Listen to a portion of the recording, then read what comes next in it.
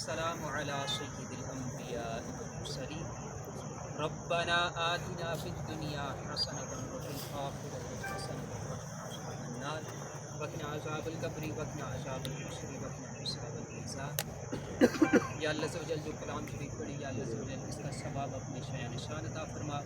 یا اللہ عز و جل اس کا ثواب ہم حضور علیہ الصلوۃ والسلام کی بارگاہ میں تحفتاً، ہدیتاً، نذرانتاً، عقیدتاً پیش کرتے ہیں۔ یا اللہ عز و جل قبول فرما۔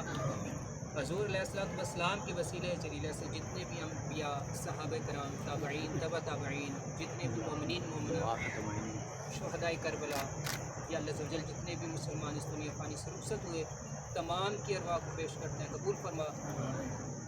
حضور علیہ الصلوۃ والسلام کے وسیلے جلیلہ سے یا اللہ عز و جل خصوص بالخصوص اس کا احسان ثواب جو ہے عرش شریف صاحب، ان کی روح کو پیش کرتے ہیں، قبول فرما۔ یا اللہ عز و جل ان کے صغیرہ کبیرہ گناہوں کو معاف فرما۔ یا اللہ عز و جل ان کی قبر کو تخت نگاہ عریض فرما۔ یا اللہ عز و جل جتنے بھی حاضرین مجلس ہیں، ان کے جتنے بھی عزیز و اقارب اس دنیا پانی سے رخصت ہوئے، یا اللہ عز و جل تمام کے ارواح کو پیش کرتے ہیں، قبول فرما۔ یا اللہ عز و جل تمام کی بے حساب مغفرت فرما۔